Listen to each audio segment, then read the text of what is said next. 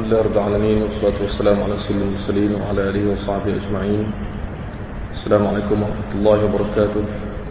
Segala hormati kepada penguasa masjid, tuan dan puan muslimin muslimat. Dalam masa yang ada ini, insya-Allah, di atas ruang yang diberikan oleh pihak masjid, kita akan melihat bersama-sama tentang satu tajuk berkaitan dengan hadis Nabi SAW. Mungkin kepada tuan-tuan dan perempuan yang hadir dalam satu kuliah yang pernah saya sampaikan di sini, kita pernah menyebut tentang sejarah perkembangan hadis. Bagaimanakah hadis sampai daripada zaman Nabi SAW sehingga ke zaman kita pada hari ini. Dan kita melihat seringkas dalam kuliah Maghrib tersebut bagaimana hadis-hadis yang ada dalam dunia Islam pada hari ini telah dipelihara oleh para ulama dan telah dipelihara oleh Allah Subhanahu Wa Taala sendiri sampai kepada kita. Untuk menyambung tajuk yang berkaitan, saya memilih malam ini dalam masa yang ada ringkas ini untuk kita melihat dan merenung sejenak bagaimanakah ilmu hadis sepatutnya dipelajari, bagaimanakah hadis sepatutnya dipelajari oleh kita, oleh orang Islam. Walaupun tajuk ini mungkin tuan dan perempuan telah pun dengar daripada pelbagai pihak dan juga daripada ramai pendakwah, saya ingin mengingatkan, paling kurang mengingatkan, dan bagi yang belum pernah melihat tajuk ini, mendengar tajuk ini, itu benda yang baru untuk kita kukuhkan fahaman kita daripada yang awal, iaitu kita yakin dengan keaslian sumber kedua Islam ini, iaitu hadis ataupun sunnah. Tetapi keyakinan tidak cukup. Mengetahui bahawa adanya hadis tidak mencukupi. Sebab hadis itu adalah satu yang perlu dipelajari. Jadi bagaimana nak belajar hadis dengan cara yang betul? Ramai orang boleh menyebut bahawa kita mesti belajar dan belajar dan belajar. Tapi mungkin cara belajar itu tidak diperhalusi sehingga kita mengambil masa yang lama. Tetapi hasilnya mungkin tidak begitu banyak. Pertama sekali, untuk seorang penuntut ilmu hadis seperti saya dan tuan-tuan semua, kita semua adalah penuntut ilmu daripada kecil hinggalah ke akhir hayat. Kita adalah penuntut ilmu. Walaupun orang menggelar kita dengan gelaran yang berbagai, mungkin orang menghormati kita kerana ilmu atau umur dan pengalaman, tapi kita kekal sebagai penuntut ilmu. Daripada hidup kita sampai kemati, kita adalah penuntut. Dan bila kita sedar diri ini, kita akan dapat ilmu yang lebih banyak. Dan menyedari bahawa kita menuntut ilmu, kita mesti tahu bahawa di antara perkara asas untuk mempelajari ilmu hadis ialah mengetahui latar belakang sejarah hadis itu sendiri, yang telah kita sebutkan dalam kuliah yang lalu. Saya tak boleh ulang semua, saya cuma ringkaskan. Di antara perkara yang perlu diketahui berkaitan dengan sejarah hadis itu sendiri ialah mengetahui tentang makna hadis. Apakah sebenarnya hadis yang dimaksudkan ini? Yang kita sebut hadis ni apa dia? Kita sebutkan hal itu bahawa hadis ialah segala perbuatan, kata-kata dan sifat Nabi SAW.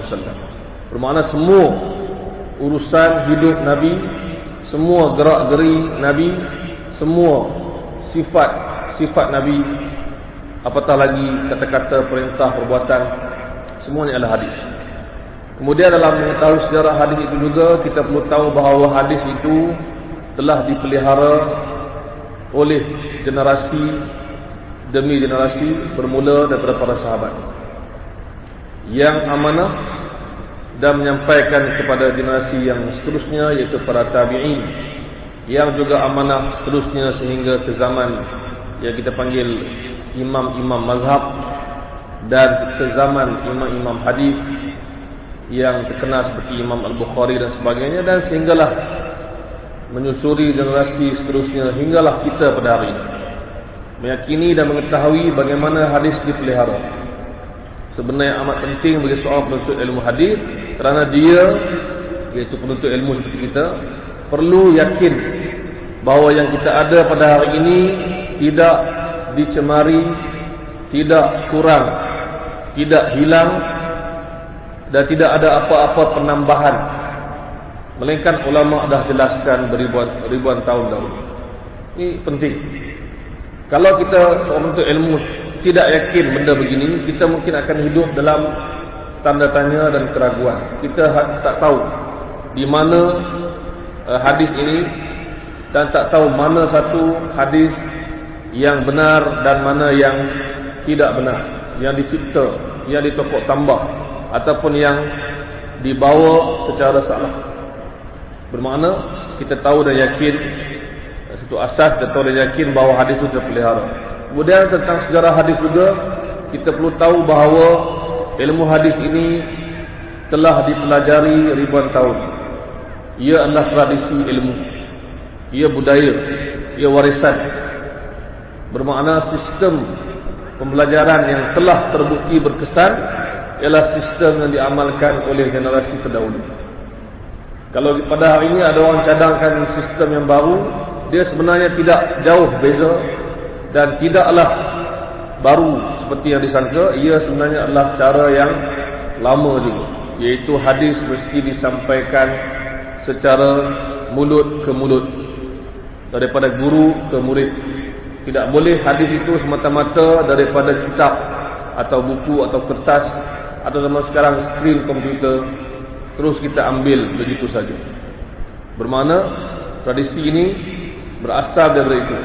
Guru ada guru dan ada muridnya, dan ada pengajiannya. Itu antara sejarah asas. Baik, itu kita dah cerita kuliah yang lalu. Yang kita nak tambah pada hari ini ialah di antara kelengkapan yang perlu ada untuk belajar hadis di zaman ini, zaman kita ini, dan di Malaysia ini. Kita cakap tentang Malaysia sebab kita lebih pentingkan bagaimana nak belajar, bukan kepentingan belajar. Mungkin dalam kuliah-kuliah lain Ustaz dah cerita perlunya belajar hadis, kita mungkin dah yakin, tapi bagaimana sekarang? Baik, di antara persediaan yang kita perlu ada ialah kita perlu tahu buku apa kita nak guna. Hadis ini dibukukan, diajar, diwariskan, disebarkan, ditulis, disimpan, dibukukan dan disebarkan balik. Satu masa dahulu hadis adalah perbuatan dan kata-kata yang diingat dan dihafal dan ditulis. Akhirnya zaman sekarang ini, zaman berlalu, hadis semuanya telah ditulis.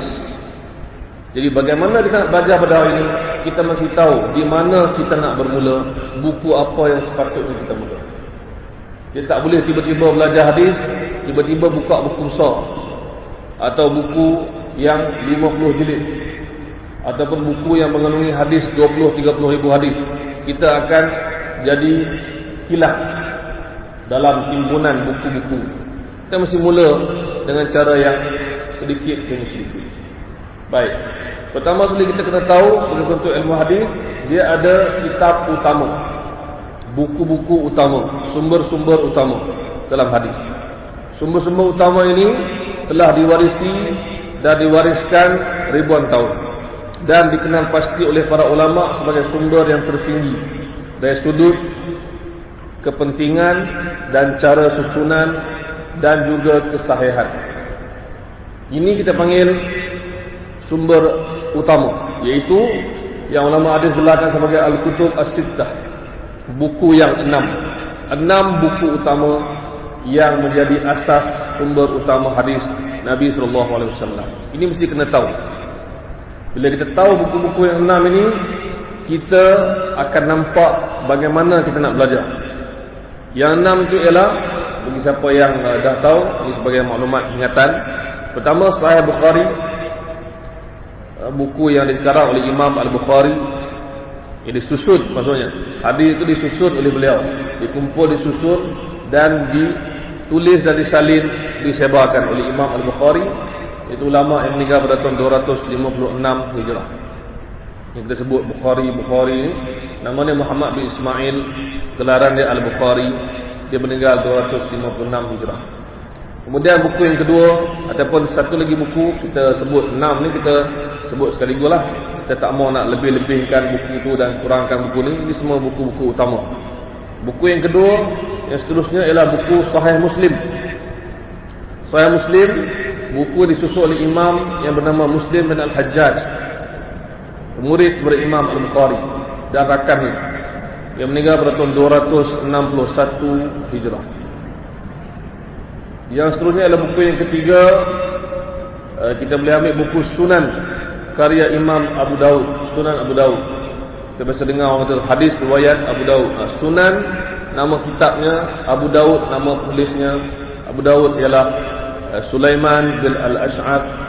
Imam Abu Daud gelarannya, meninggal pada tahun 275 Hijrah. Kemudian kitab yang keempat ialah kitab Sunan At-Tirmizi. Ada orang sebut Tirmizi, ada orang sebut Tirmizi. Ini imam yang bernama atau gelarannya Tirmizi, yang namanya Muhammad bin Isa, yang meninggal pada tahun 279 Hijrah. Ini adalah antara murid kesayangan Imam Al-Bukhari yang pertama tadi. Kemudian buku seterusnya yang kelima ialah buku Sunan An-Nasa'i. Buku Sunan, semua nama Sunan tadi. Yang ketiga buku Sunan, penulisnya Abu Daud. Yang keempat buku Sunan, penulisnya Tirmizi. Yang kelima buku As-Sunan, penulisnya imam yang digelar An-Nasa'i, iaitu Ahmad bin Shu'aib An-Nasa'i, meninggal tahun 303 Hijrah. Dan kitab yang keenam yang kita sebut sebagai 6 kitab utama ialah kitab Sunan, juga nama dia Sunan, dikarang oleh Imam Ibnu Majah. Ibnu Majah gelarannya, nama dia ialah Muhammad bin Yazid, gelarannya Ibnu Majah, meninggal pada tahun 273 Hijrah. Ini 6 buku utama. Sebab tu para ulama hadis amat berhati-hati. Kalau hadis yang disebut tu ada dalam Sahih Bukhari atau Sahih Muslim atau Sunan Tirmizi atau Sunan Nasa'i atau Ibnu Majah atau Abu Daud, yang 6 ni, insya-Allah hadis tu kita katakan hadis yang kita boleh amalkan dan kita boleh gunakan. Biasanya begitu.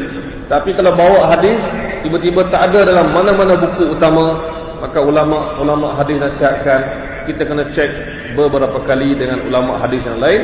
Mungkin dia hadis yang tidak sahih ataupun tidak benar. Itu penting. Sebab tu ulama-ulama hadis, cara disebut, dia akan sebut hadis riwayat Bukhari dan Muslim, ataupun hadis riwayat Tirmizi dan Abu Daud, hadis riwayat Nasa'i dan Muslim. Dia akan sebut sumber utama. Tiba-tiba hadis tak ada dalam semua sumber tadi. Sahih Bukhari lebih kurang 7,000, Sahih Muslim lebih kurang 7,000, Abu Daud lebih kurang 5,000, Ibnu Majah lebih kurang 4,000, An-Nasa'i lebih kurang hampir 6,000 hadis, dan At-Tirmizi lebih kurang 4,300 hadis. Dalam berapa banyak ribu ni, tiba-tiba ulama hadis kata hadis ini tiada dalam mana-mana buku tadi. Ini adalah di antara isyarat, indikator bahawa hadis ni ada masalah dari segi kebenarannya. Mungkin ada orang reka atau tersilap atau terubah dan tertambah. So, kita kena hati-hati. Jadi ulama meletakkan syarat, satu ukuran, kayu ukur, iaitu 6 buku utama. Dan 6 buku utama ni tuan-tuan, susah kita nak kuasai, sebab dia melibatkan ribu-ribu hadis. Tapi kita kena sebut bahawa ini sumber utama. Bila sumber utama bermakna ada sumber yang kedua, ada sumber yang lebih kecil, yang ketiga, yang keempat, yang boleh kita pelajari. Jadi ulama nasihatkan seorang penuntut ilmu dia mesti tahu 6 buku ni adalah buku utama.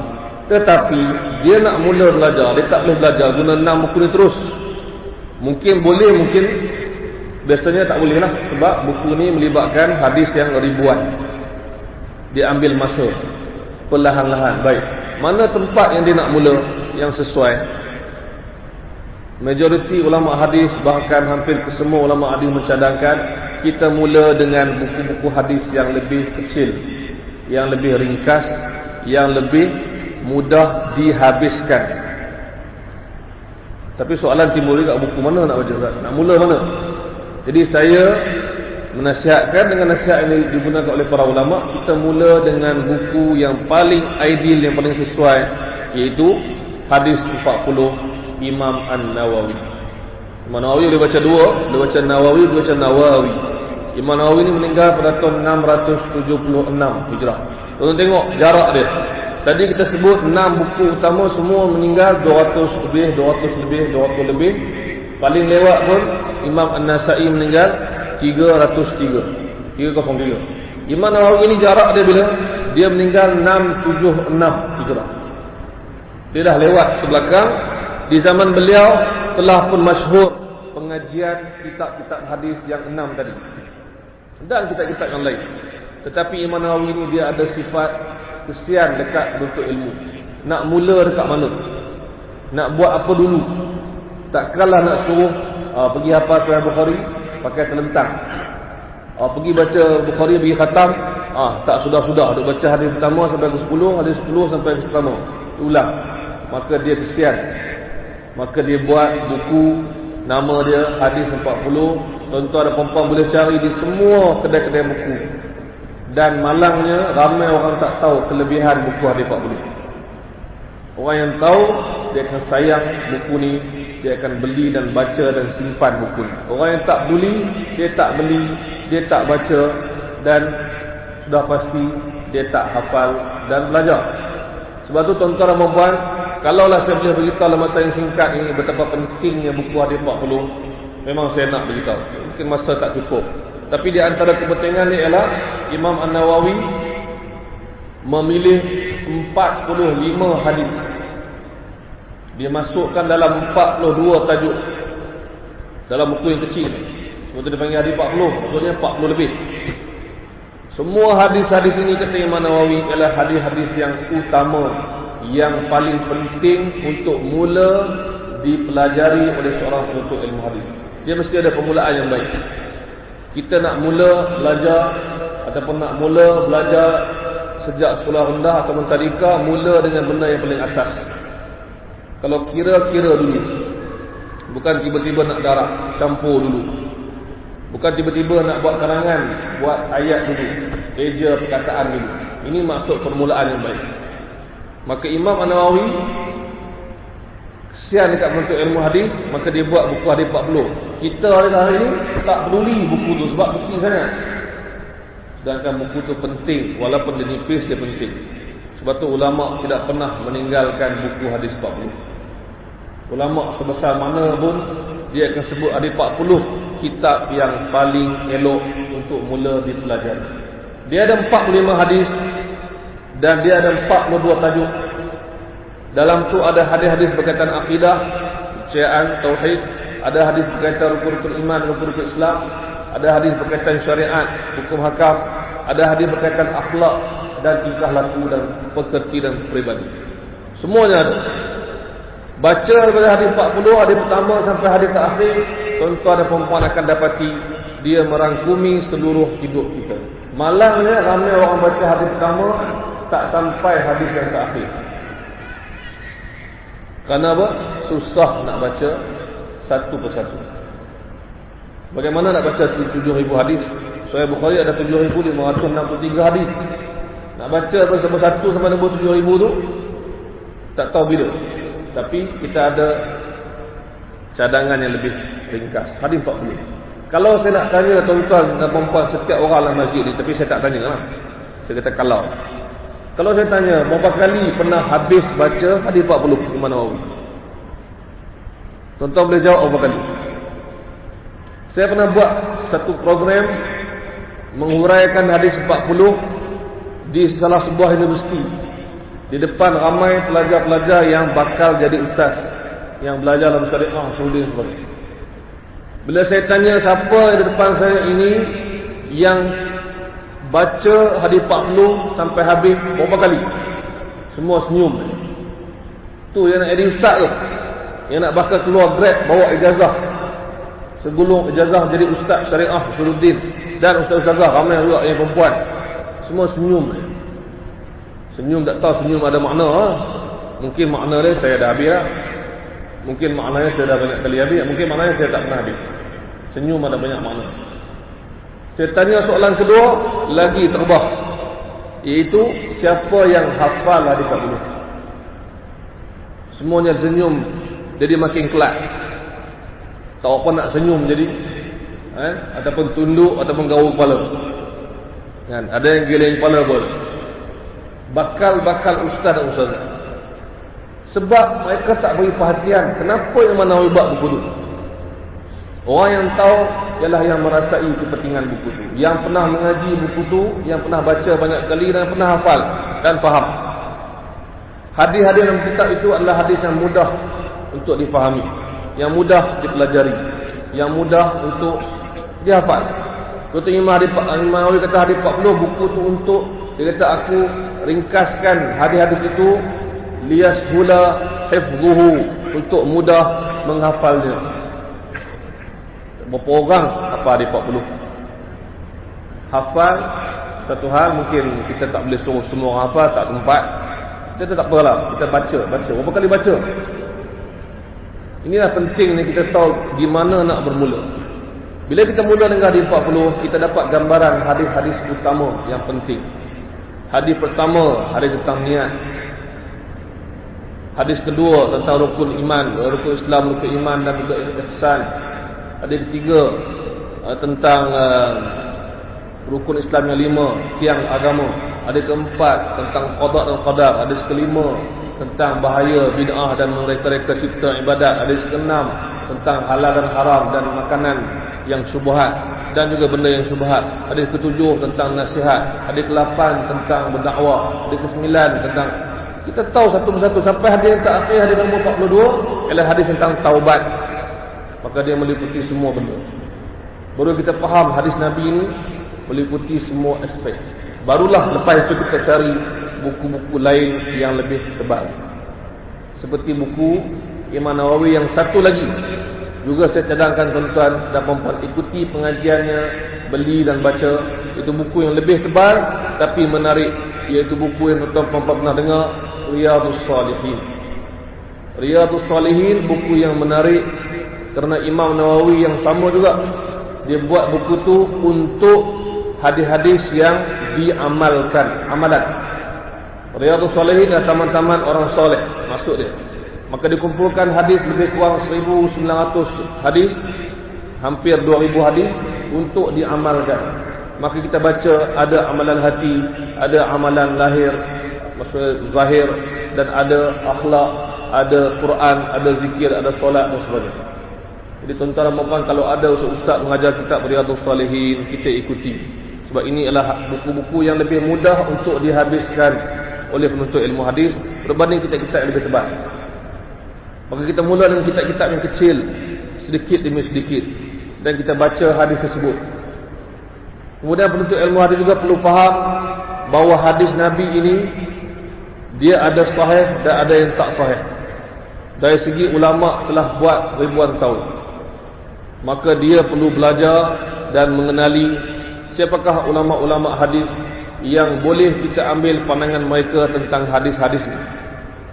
Zaman sekarang ni kadang-kadang bila kita tak banyak buat pengajian hadis, maksud tak banyak sangat-sangat, ada tapi banyak, tapi tak sebanyak sangat, akan ada di kalangan masyarakat yang menyebarkan hadis yang tak tahu datang dari mana. Kenapa timbul masalah itu? Kerana kurangnya pengajian hadis. Itu sebab kalau kita makin banyak dan makin banyak buat pengajian dan sebarkan, insya-Allah kita boleh rawat masalah yang berlaku dalam masyarakat. Seorang penuntut ilmu hadis mesti tahu bahawa hadis ini ada yang sahih, yang benar datang dari Nabi, ada yang sebagai ulama katakan sebagai dhaif, maksudnya ada timbul keraguan ataupun tidak pasti, dan ada hadis yang tidak sahih sama sekali. Ini telah dikenal pasti oleh ulama sejak dulu lagi. Jangan risau bahawa terlepas daripada para ulama. Tak terlepas, lepas pada kalangan kita. Sebab kita kurang belajar hadis. Kita beri contoh yang mudah. Kalau tuan-tuan dan puan-puan ikuti pengajian hadis secara tetap dan banyak dan konsisten, tuan-tuan dan puan-puan akan dapat belajar banyak hadis dan tahu hadis itu datang dari mana. Seorang yang banyak belajar hadis dan belajar hadis-hadis dari kitab-kitab utama yang penting, bila orang beritahu dia hadis yang tak dikenali, yang pelik, yang salah, kemungkinan dia akan tahu. Sebab dia belajar dan belajar dan belajar dan belajar. Maka ada orang datang tiba-tiba bawa hadis yang tak tahu datang dari mana, dia boleh kenali dengan bantuan guru lah, dengan bantuan guru dan para ustaz, boleh tanya, boleh rujuk. Kalau dia tak ada langsung pengajian, dia tak boleh beza. Sebab tu ada orang baca sajak dan pantun Arab, dia kata hadis. Dan kita pun ya. Ada orang baca kata-kata hikmah nasihat daripada sahabat atau daripada siapa-siapa, dia kata hadis Nabi. Tersalah anggap itu hadis, tersalah faham itu hadis, terbawa cerita-cerita yang tak tahu datang dari mana, dan dia tak tahu itu sebenarnya bukan kisah yang sebenar. Kita beri contoh satu dalam masyarakat kita. Tersebar cerita bahawa ada seorang sahabat Nabi yang derhaka kepada mak dia. Kemudian bila dia nak mati, tak boleh mengucap kerana mak dia tak ampunkan dia. Kemudian Nabi dijumpa mak dia tak ampunkan dia. Kemudian Nabi nak bakar mayat dia atau membakar dia, mak dia ampunkan dia. Sahabat tu dikatakan nama dia Alqamah. Tuan-tuan dan puan, saya yakin pernah dengar. Cerita ni tidak ada dalam mana-mana buku yang utama tadi, yang 6 tadi. Dan tidak ada juga dalam mana-mana buku yang besar yang lepas tu. Riyadhus Salihin pun tak ada, Hadis 40 pun tak ada, dan buku-buku lain pun tak ada. Dan para ulama telah menegaskan dia bukan hadis yang sahih, bahkan dia kisah yang tidak benar. Tapi kita tak tahu. Sebab ada orang cerita, kita pun percaya. Ada orang sebut, kita pun ya. Kalau kita fikir dalam-dalam, bolehkah kita katakan sahabat Nabi yang Nabi didik derhaka kepada mak sampai macam ni? Bolehkah kita bayang Nabi nak bakar seorang sahabat dia kerana mak tak ampunkan dia? Kisah yang tidak benar. Tapi orang boleh sebut sampai dalam radio TV boleh sebut. Daripada orang yang tak tahu. Kenapa dia tak tahu? Kerana dia kurang pengajian. Itu maksud dia. Bukan kita nak tiba-tiba orang tahu semua, tapi kita nak ikuti pengajian. Tuan-tuan yang ikuti pengajian Riyadhus Salihin tak akan jumpa kisah ni dalam sebanyak-banyak hadis, 1900 hadis Imam Nawawi buat. Sebanyak-banyak hadis Bukhari 7000 hadis pun tak ada. Sebanyak-banyak kitab Sunan Tirmizi 4300 hadis lebih pun tak ada. Ini penting pengajian hadis. Banyak kita belajar, kita boleh kurangkan kesilapan. Di antara kesilapan kita ialah menyebut hadis-hadis yang tak tahu datang dari mana. Cerita pun kita tak tahu datang dari mana. Cerita yang kadang-kadang melibatkan perkara yang menjatuhkan maruah di kalangan Nabi dan juga para sahabat. Kisah-kisah yang kita tak tahu datang dari mana. Kenapa datang benda ni? Kerana pengajian kita kurang. Itu maksud. Satu lagi ialah untuk ilmu hadis, perlu tahu selepas dia mula dengan buku-buku yang ringkas sebegini, dia perlu tahu bahawa hadis ini ada dua bahagian. Ataupun ada dua keadaan. Satu terjemahan, satu lagi huraian. Satu terjemahan yang kita panggil terus direct translation, satu lagi ialah huraian. Selepas dia faham banyak benda, dia faham benda ni. Iaitu hadis yang kita beli, buku-buku hadis kita beli dan kita baca, ada terjemahan. Tuan-tuan baca terjemahan, bagus. Tapi kita kena faham bahawa terjemahan sebegitu tidak mencukupi. Mesti ada huraian yang kita ambil daripada buku yang lebih besar atau daripada kelas-kelas pengajian para guru kita, ustaz-ustaz penawah kita yang mengajar kita.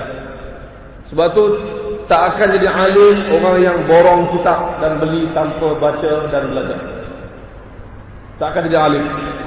Kalaulah alim itu ukuran dia banyak buku dia, di zaman dulu keldai dipanggil alim. Keldai bawa kitab zaman dulu. Zaman sekarang kontainer kargo bawa kitab, ataupun laptop hard disk boleh download semua kitab. Itu bukan ilmu kita, itu maklumat yang kita simpan. Buku kita beli letak rak dekat rumah, sepenuh-penuh rumah. tapi dia tak dibaca, tak ada guna. Sebab tu ulama hadis tekankan, hadis perlu dipelajari makna. Jangan dipelajari hanya terjemahan. Ini penuntut ilmu hadis kena tahu. Sebab tu ada setengah orang dia boleh baca buku hadis tapi dia tak mau pergi kuliah. Dia baca seorang-seorang dan dia faham seorang-seorang dan dia terjemahkan seorang-seorang. Ada sebuah hadis sebut bahawa anjing hitam itu boleh memotong dan memutuskan solat. Taqta'us solah, memutuskan. Maka dia kata membatalkan. Imam Syafi'i kata memutuskan maksudnya ialah mengurangkan khusyuk dalam solat. Pada tengah-tengah semayang lintas anjing, dia masuk di luar ke di mana, lintas, maka kita terganggu kerana ada benda datang. Itu maksudnya. Dia takut salah faham. Imam Nawawi huraikan. Orang yang tak baca huraian, tak mengaji huraian, dia akan salah faham. Bahawa datang anjing melintas, batal semayang. Ataupun yang kedua, dia baca dalam hadis sebut bahawa anjing hitam itu syaitan. Dia pun cakap anjing hitam ni semuanya syaitan. Dia jumpa anjing hitam, kata ni jin. Nabi cakap dalam hadis tu, dihuraikan oleh ulama, maksud syaitan bukan mesti jin. Syaitan maksudnya ialah sesuatu yang menggerunkan dan menyebabkan orang lari, orang tak nak dekat. Maka anjing hitam itu memang tidak disukai oleh orang. Orang akan lari. Maka dia seperti syaitan, ibarat syaitan. Tapi dalam terjemahan dia kata anjing hitam itu syaitan. Kita pun baca terjemahan sahaja, tak mengaji. Kita berkata anjing hitam itu syaitan. Kita baca lagi hadis yang lain yang menyebut Nabi SAW tidak membenarkan kita beristinja, membersihkan najis menggunakan tulang, kerana ia makanan jin. Kita pun sangka jin makan tulang. Sedangkan ulama huraikan dan hadis Nabi huraikan bahawa jin bukan makan tulang. Jin Islam makan isi yang tumbuh balik dari tulang yang halal. Itu maksud. Kisahnya dalam Sahih Muslim dan sebagainya menyebut bahawa jin-jin Islam datang jumpa Nabi, minta makanan tambahan. Nak tambah makanan. Maka Nabi diizinkan oleh Allah menyebut bahawa makanan tambahan untuk kamu ialah tulang binatang yang halal disembelih. Dia akan kembali menumbuhkan dagingnya balik dan kamu boleh makan. Bermakna jin tak makan tulang. Jin makan daging yang tumbuh balik dari tulang yang halal. Jin itu adalah jin Islam.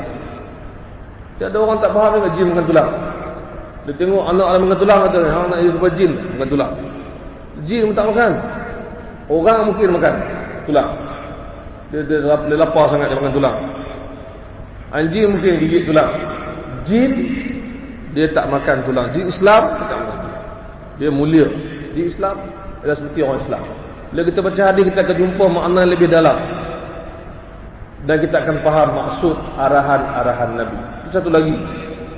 Kita baca hadis, kita jumpa banyak arahan dan larangan. Kita pun tak tahu arahan ni wajib ke sunat. Arahan ni persi buat ke sunat.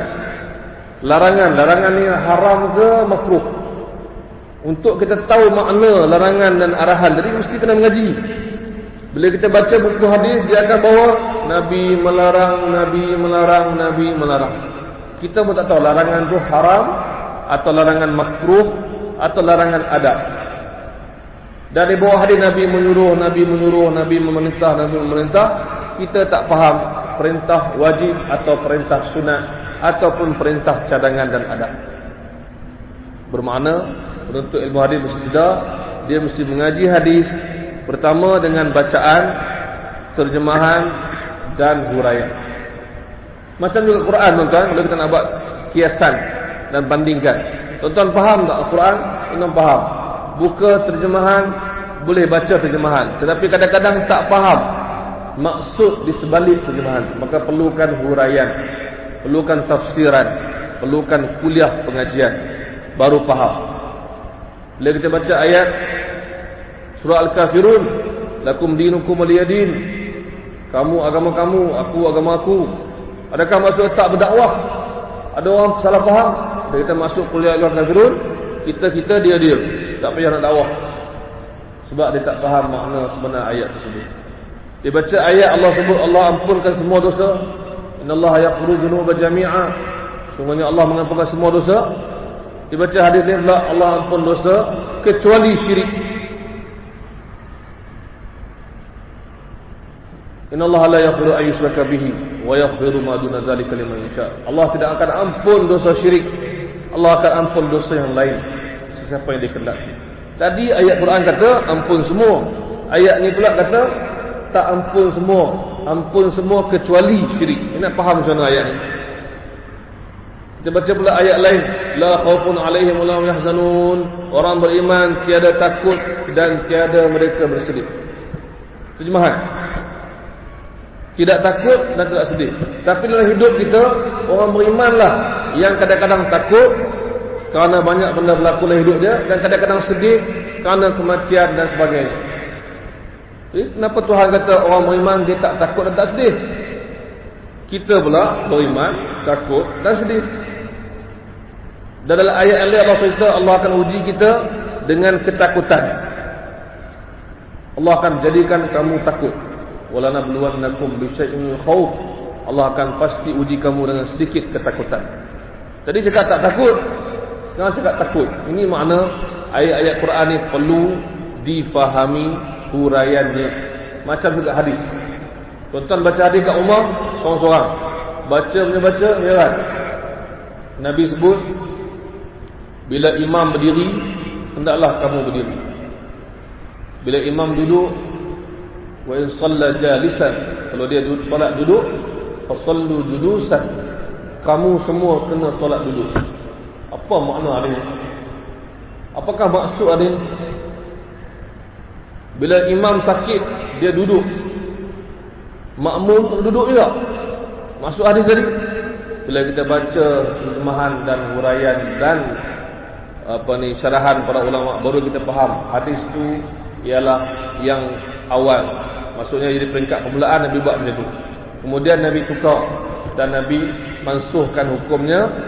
Maka jadilah macam kita faham sekarang ni, kita boleh sembahyang duduk, sembahyang wajib kalau tak mampu berdiri. Kalau mampu kena berdiri. Kalau imam duduk, kita kena berdiri. Kalau sakit baru boleh duduk, sembahyang wajib. Maksudnya sekarang ni makna hadis itu bila baca terjemahan kadang-kadang kita rasa pelik sebab tak baca huraian. Tapi kadang-kadang setengah orang terjemahan tak baca, huraian tak baca. Itu lagi puas. Apa orang tak baca? So kita kena kembali kepada pengajian. Sebab tu cara paling berkesan untuk mengaji hadis bagi seorang penuntut ilmu hadis yang disebutkan kepada tuan-tuan malam ni, cara paling berkesan datang ke majlis pengajian hadis, ke kuliah pengajian, dan juga ke majlis-majlis bacaan dan syarahan hadis. Kena buat macam tu. Kalau nak mengaji lah. Kan? Kalau tak mau mengaji, tak apalah, pergi duduk rumah, duduk tidur pun tak apa. Kalau nak belajar, mesti proper. Mesti betul-betul ambil cara ulama, iaitu datang ke majlis, baca hadis, tengok makna, tengok terjemahan, tengok huraian. Tahu yang tu, tahu yang ni dan sebagainya. Maka ilmu kita bertambah. Dan kita akan sambung lepas ni tentang satu lagi keperluan pelajar ilmu hadis, ialah dia mesti istiqamah, konsisten, berterusan. Dan akhir sekali kita akan sebut tentang niat yang ikhlas. Dan keseluruhannya kita akan simpulkan di ujung. Azal. Baik, setelah kita melihat saya sebutkan tadi bahawa penuntut ilmu hadis mesti bermula dengan mengetahui latar belakang sejarah perkembangan hadis. Kedua, dia mesti tahu apakah buku-buku sumber utama hadis, yang kita sebut 6 buku utama. Ketiga, dia mesti tahu permulaan buku-buku yang lebih ringkas dan pendek dan padat secara berperingkat. Kemudian kita sebut tentang kepentingan mengetahui huraian dan makna mendalam sebuah hadis tidak cukup dengan terjemahan. Dan kita sebutkan yang kelima tadi, kepentingan berguru dan datang ke majlis ilmu yang mempelajari ataupun mengajar hadis. Tinggal ni ialah saya sebutkan ialah lagi beberapa perkara, iaitu perkara yang seterusnya yang perlu ada pada penuntut ilmu hadis ialah konsistensi, istiqamah. Dia mesti tetap pendirian. Jangan mengaji dipanggil hangat-hangat ti ayam. Jangan mengaji hanya sekadar awal-awalnya sahaja, ataupun putus-putus kadang-kadang, ataupun belajar hadir pada masa penamat saja. Awal tak ada, tengah tak ada, khatam dia ada. Ini semua penting. Sebab ulama hadis belajar daripada kecil, setiap buku dihabiskan. Sebab tu di antara tradisi ulama hadis, dia tak mengaji tebuk-tebuk. Ambil mana-mana buku, buka sampai sini, baca, kemudian habis. Quran pun sama, ulama-ulama Al-Quran, dia baca Quran daripada awal sampai habis. Tidak kiralah sebulan ke, seminggu ke kalau laju, setahun kalau lambat, dia baca satu persatu sampai habis. Kita sebab zaman sekarang ni zaman tebuk-tebuk, zaman moden, zaman letih, ramai orang letih mengaji agama, tapi tak letih buat benda-benda yang lain. Jadi dia mengaji sikit-sikit, tak tahan. Tuan-tuan dan puan bayangkan, ulama hadis dulu, bila Imam Bukhari siap buat buku dia Sahih Bukhari, yang ada dijual di mana-mana sekarang. Imam Bukhari meninggal 256 Hijrah. Dia siap buku tu selama 16 tahun dia susun buku tu. Bila dia siap buat buku tu, tuan-tuan tahu bagaimana dia bagi buku tu pada orang. Kepada tuan-tuan yang belum tahu, dia berikan buku tu kepada orang dengan syarat baca dari awal sampai habis. Baru dia boleh sahkan kamu belajar dengan saya, kamu ambil buku saya. Kita zaman sekarang pergi kedai, saya nak beli Sahih Bukhari satu, bagi nak 9 jilid, kita balik, Masya Allah, Sahih Bukhari, jadi alim terus. Zaman dulu nak belajar Imam Bukhari, baik, buka satu-satu kita baca, tak kira lah berapa lama habis. Dia panggil speed reading ke apa ke, dia habiskan, dia setelahkan, ini murid saya. Sebab tu ulama hadis, dia suka belajar dari kulit ke kulit, bukan kulit depan dan belakang saja. Orang sekarang dia kulit depan dan kulit belakang. Kita sekarang kulit dan 1, 2, 3, 4 sampai habis. Sebab tu hadis 40 tadi, kita perlu baca daripada awal 1 dan 2, 3 sampai hadis nombor 42. Kita habiskan. Ulama dulu kata istiqamah inilah pembeza antara ilmuwan dan bukan ilmuwan. Istiqamahlah pembeza antara orang berilmu dengan tidak. Orang berilmu boleh duduk menuntut ilmu lama dan tak jemu. Orang yang tak tahan, dia duduk sekejap, mungkin dia datang, ustaz tu masuk mengajar, datang mengajar 10 hadis, bulan depan 10 lagi, bulan depan 2-30, bulan lepas tu ustaz tu tinggal seorang baca hadis. Yang lain balik dulu, lama nak habis. Tanya ustaz, buku ustaz mengajar ni berapa hadis? Ada 2000. Allahuakbar. Saya balik dulu. Ada orang mengaji sikit demi sikit sampai habis. Tapi ada orang tak tahan. Sebab itulah beza antara ulama dengan bukan ulama. Kita sekarang kita semua nak jadi mufti, nak bagi hukum, nak cakap haram, nak cakap halal, nak cakap wajib semua. Kita nak belajar tu lambat sikit. Belajar tu tak nak suruh belajar untuk jadi mufti. Apa kata kita belajar kita Quran, kita belajar tafsir daripada awal sampai habis. Allahu Akbar. Bila nak habis tak? Kita baca pula hadis. Riyadhus Shalihin kita khatam boleh. 1800 hampir 1900 hadis boleh khatam. Allahu Akbar. Baca 10 tak boleh? 10 Tapi nak jadi mufti. Maksud mufti ni apa? Memberikan fatwa. Mufti dia orang yang memberikan fatwa. Ramai mufti sekarang, mufti yang dilantik sikit, mufti yang tak lantik tu ramai. Sebab sonok nak beritahu, tapi susah nak cakap. Wallahu a'lam. Tadi saya ditanya oleh seorang, depan-depan dia tanya saya, dia bagi 2 hadis. Ustaz tahu tak hadis ni kat mana? Dia buat ujian. Saya jawab apa? Hadis pertama saya jawab wallahu a'lam. Hadis kedua saya jawab saya tak tahu. Sama kan? Hak ketiga baru saya tahu, saya pun jawab, ya, saya tahu yang ketiga. Ini masalah kita. Kita tak boleh nak cakap saya tak tahu. Nak mengaku saya tak boleh. Tak mengaku, ni saya tahu ni saya rasa betul ni saya rasa wajib ni. Rasa ni tak boleh rasa. Rasa ni rasa manis masam ni. Sebab tu ulama kata rahsia menjadi alim ulama ialah konsistensi, istiqamah. Ada orang boleh mengaji bertahun-tahun. Orang sekarang mengaji 4 tahun dah grad. Kan? Mengaji kejap dah dapat ijazah. Dan kalau dia extend dari 5 tahun, orang dah mula tanya, mengaji apa tak habis-habis? Dia dah risau. Nanti nak kerja, nak nikah, risau. Anak dia mengaji tak habis-habis. Orang tanya, anak dia mengaji ke buat apa? Tak habis-habis ni, 6 tahun, 7 tahun tak habis. Orang nak apa? Sekejap mengaji, dapat ijazah dan declare dan isytihar, saya pemegang segulung ijazah dalam bidang sekian-sekian.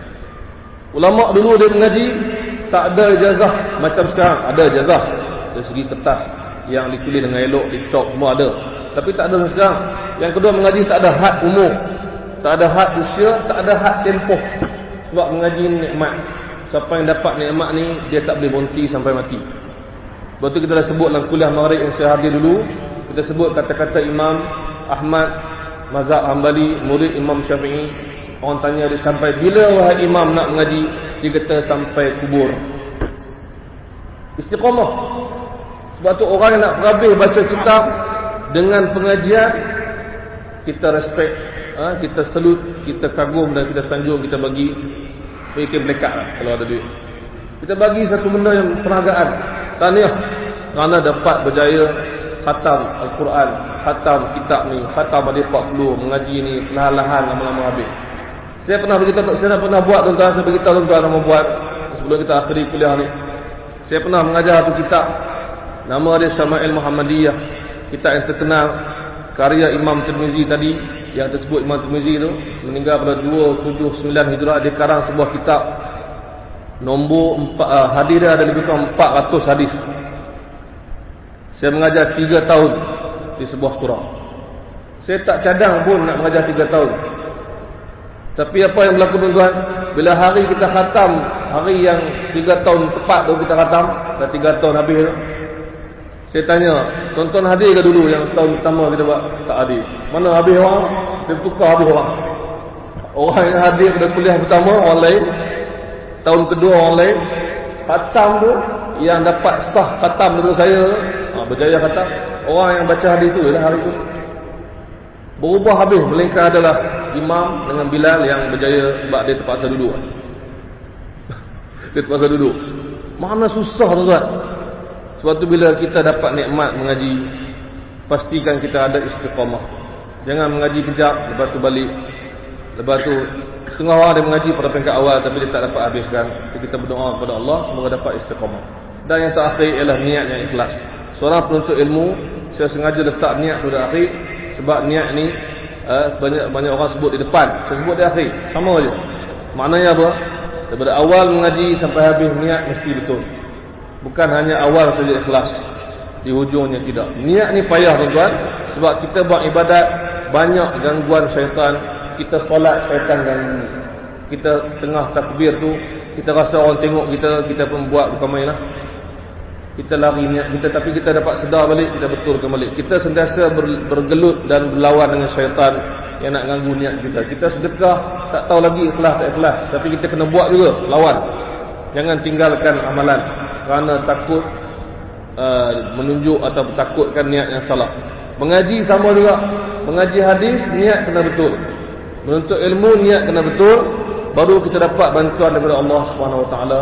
Dan barulah yang kita pelajari itu masuk dalam hati, jadi amalan dalam setiap gerak-geri kita, dan jadi benda yang mengingatkan kita pada Nabi SAW. Di penutupnya, segala yang disebutkan tadi adalah sebahagian kecil daripada syarat-syarat yang kita perlu ada untuk belajar ilmu hadis. Tetapi yang paling penting kita kena sedar, kita belajar hadis ialah kita belajar tentang seorang manusia yang bernama Muhammad Rasulullah SAW. Semua benda tentang Nabi mendatangkan pahala dan keberkatan. Walaupun tuan-tuan dengar nama Nabi tapi tak faham hadis dia, ustaz tu sebut hadis dalam bahasa Arab, atau orang Arab datang bagi ceramah dalam bahasa Arab, sebut Nabi, kita pun SAW, walaupun sekadar nama Nabi, kita dah dapat pahala. Sebab Nabi doakan. Dan saya akhiri dengan hadis yang telah saya baca pada kuliah yang lalu, bagaimana Nabi mendoakan kepada orang yang belajar hadis. InsyaAllah kita termasuk dalam tu, walaupun kita jumpa sekejap, kita masuk dalam tu insyaAllah. Kerana tuan-tuan dan puan, saya percaya ikuti kuliah yang macam-macam.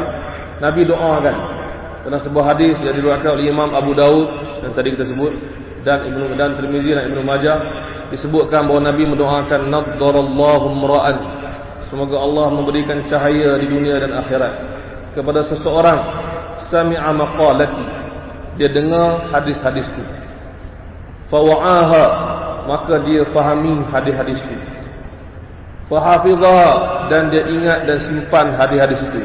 Ingat bukan maksud hafal saja, maksud simpan dan jaga macam buku dan sebagainya. Faballaghaha, lalu dia sampai dan sebarkan hadis-hadis itu. Nabi kata, aku doakan untuk 4 golongan. Mana-mana yang buat dapat insya-Allah. Doa Nabi makbul, wajib makbul, Allah janjikan begitu. Yang mendengar, yang memahami, atau yang hafal dan jaga, dan yang sebar. Dan doa Nabi ini beri cahaya dunia akhirat. Apalah guna di dunia ni bercahaya hidup kita kalau akhirat gelap derita. Jadi ini semua adalah sebagai pelengkap kepada kenapa kita belajar hadis, bagaimana kita belajar hadis, akhirnya kita makin dekat dengan pemilik hadis itu, iaitu Nabi sallallahu alaihi wasallam. Semoga kita semua dapat mendekatkan diri kita kepada Nabi dengan mempelajari hadis-hadisnya. Bukan semata-mata doa. Doa penting, tapi jangan doa tu berhenti sekadar doa. Ada orang doa, dalam doa dia, Allahumma rzuqna mutaba'atan Nabi sallallahu alaihi wasallam zahiran wa batinan. Ya Allah, rezekikanlah kami dapat mengikut sunnah Nabi zahir dan batin. Doa saja. Sedangkan doa itu mesti lahir daripada hati ikhlas, mesti diikuti dengan amalan yang betul-betul penuh, gigih dan kuat. Semoga Allah SWT berikan kepada tuan-tuan kekuatan dan berikan kepada perempuan juga kekuatan. Dan kita doa seperti mana dalam lepas solat, Allahumma a'inni, ya Allah Tuhan kami, tolonglah aku, ala zikrika, untuk mengingatimu, wa syukrika, untuk bersyukur kepadamu, wa husna ibadatika, dan mengelokkan ibadah kepadamu. Kita minta tolong kepada Allah SWT. Dan bila kita minta tolong kepada Allah, Allah tolong insya-Allah. Minta doa, ya Allah Tuhanku, berilah aku rezeki untuk mempelajari hadis-hadis Nabi, untuk mempelajari agama Allah, untuk faham, ya Allah tolonglah aku. Pertolongan itu akan ada insya-Allah. Itulah sekadarnya pada malam ini mengisi masa. Semoga Allah SWT berikan kepada kita kekuatan yang sebutkan tadi, dan Allah ampunkan kita di atas segala kesalahan kita pernah lakukan, dan Allah jadikan malam ini sebagai amalan yang soleh, bukan lagi sia-sia, kerana sia-sia itu adalah satu kerugian di akhirat. Dan kita akhiri sama-sama dengan membaca satu lagi hadis yang Nabi pernah ajar kepada kita, yang kadang-kadang ramai orang tak tahu. Bila habis majlis, dia kata, malah sama-sama kita akhiri dengan membaca tasbih kafarah, kan? Tasbih kafarah itu adalah hadis yang ada dalam kitab Riyadhus Shalihin Imam Nawawi, dan ada dalam kitab Sunan Tirmizi Imam Tirmizi. Kitab yang Nabi sebut, sesiapa yang bila akhir pertemuan dia dengan orang, sama ada majlis atau jumpa atau sembang atau kenduri, bila dia akhir habis semua dia balik, dia baca subhanakallahumma wa bihamdik asyhadu an la ilaha illa anta astaghfiruka wa atubu ilaik, Allah ampunkan dosa dia kalau ada salah dan silap semasa dia bercakap. Bukan majlis saja, bukan mesyuarat saja, jumpa di tepi jalan bersembang, jumpa di kenduri cerita, jumpa dekat mana, padang gok apa, jumpa dekat mana, jumpa kat masjid bersembang cerita kat tepi sana. Bila nak berpisah, masing-masing baca subhanakallahumma wa bihamdik asyhadu an la ilaha illa anta astaghfiruka wa atubu ilaik. Kata Nabi, itu adalah doa supaya Allah ampun kot-kot tersalah cakap. Jumpa kawan bersembang kami rancak, tepuk meja kami terangkat apa cawan-cawan, balik tu astagfirullah, subhanakallahumma bihamdik, sembang banyak kali subhanakallahumma. Ini cara Nabi ajar. Cuba tengok, kadang-kadang kita dah buat hadis tasbih kafarah, tapi kita tak tahu itu hadis. Semalam ni harapan saya yang tak tahu tu dia tahu bagaimana hadis itu amat luas dalam hidup kita. Dia merangkumi semua aspek dalam kehidupan. Kita baca sekali lagi akhiri dengan majlis, atau akhiri majlis dengan tasbih kafarah. Subhanakallahumma bihamdika asyhadu an la ilaha illa anta astaghfiruka wa atubu ilaik. Tasbih al-'asr. Subhanaka bismillahirrahmanirrahim. Wa tawassaw bis sabr. Allahu a'lam. Assalamualaikum warahmatullahi wabarakatuh.